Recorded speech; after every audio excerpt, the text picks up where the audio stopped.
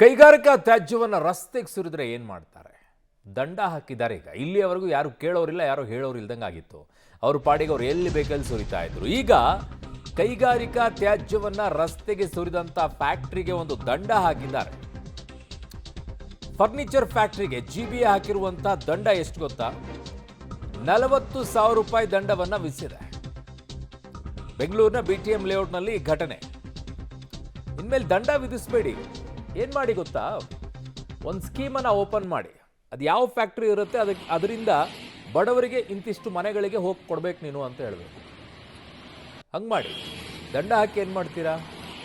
ಒಂದು 100 ಮನೆಗಳಿಗೆ, ಇದ್ಯಾವುದು ಫರ್ನಿಚರ್ ಫ್ಯಾಕ್ಟ್ರಿ ಅಲ್ವಾ, 100 ಮನೆಗಳಿಗೆ ಕೊಡಪ್ಪ ನೀನು. ಅವ್ರಿಗೆ ಮನೆ ಕಟ್ಟಿಸಿ ಹೆಂಗಾದರೂ ಕೊಡ್ತಾ ಇದ್ರಲ್ಲ, ಫರ್ನಿಚರ್ ಭಾಗ್ಯ ಕೊಡಿ.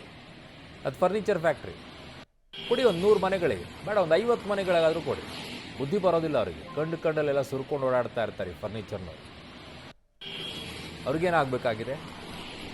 ಅದಕ್ಕೆ ಮಷೀನ್ಸ್ ಬರ್ತವೆ, ಕರಬೇಕು, ಅದನ್ನು ಕ್ರಷ್ ಮಾಡಬೇಕು, ಅದನ್ನು ಬೇರೆದಕ್ಕೆ ಯೂಸ್ ಮಾಡಬೇಕು. ಇಲ್ಲ, ಹೋಗಿ ಬಿಸಾಕ್ತಾ ಇರೋ ಅವ್ರಿಗೇನಾಗಬೇಕು? ಬರ್ತಾರೆ, ತಗೊಂಡು ಹೋಗ್ತಾರೆ. ಕಡಿಮೆ ಆಯಿತು 40,000 ರೂಪಾಯಿ. ಜಾಸ್ತಿ ಹಾಕಬೇಕಾಗಿತ್ತು ಇನ್ನೂ ಕೂಡ. ನನ್ನ ಸಹೋದ್ಯೋಗಿ ಈಗ ಮೆಟ್ರೋ ಬ್ಯೂರೋ ಹೆಡ್ ಆಗಿರುವಂಥ ಪವಿತ್ರ ನನ್ನ ಸಂಪರ್ಕಕ್ಕೆ ಸಿಗ್ತಾ ಇದ್ದಾರೆ. ಪವಿತ್ರ, ಇದು ಕೇವಲ ಒಂದು ಸ್ಯಾಂಪಲ್. ಅನೇಕ ಇದೇ ರೀತಿಯಾಗಿ ಫ್ಯಾಕ್ಟ್ರಿಗಳು ಅನೇಕ ಕಡೆಗಳಲ್ಲಿ ಕಸ ಸುರಿತಾರೆ.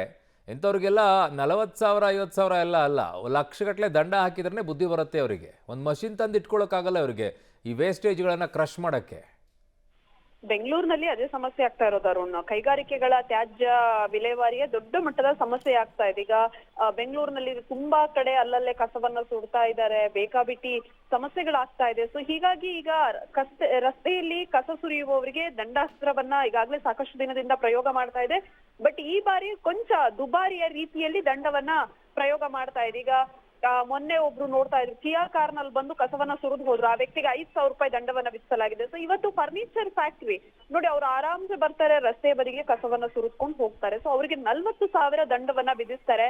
ಬಹುಶಃ ದೊಡ್ಡ ದೊಡ್ಡ ಕೈಗಾರಿಕೆಗಳಿಗೆ ಈ ದಂಡದ ಮೊತ್ತ ಅದು ಹೆಚ್ಚಾಗೋದು ಕೂಡ ಇಲ್ಲ. ಅವರು ದಂಡವನ್ನ ಕಟ್ಟಿ ಸುಮ್ಮನಾಗ್ತಾರೆ. ಬಟ್ ಈ ರೀತಿ ಸಾರ್ವಜನಿಕವಾಗಿ ಅಟ್ಲೀಸ್ಟ್ ಅವರ ಫೋಟೋಗಳನ್ನ, ವಿಡಿಯೋಗಳನ್ನ ಹಾಕಿದಾಗ ಮರ್ಯಾದೆಗಾದ್ರೂ ನೆಕ್ಸ್ಟ್ ಟೈಮ್ ಅಂತಹ ಕೆಲಸವನ್ನ ಮಾಡೋದಿಲ್ಲ ಅಂತ ಅನ್ಸುತ್ತೆ.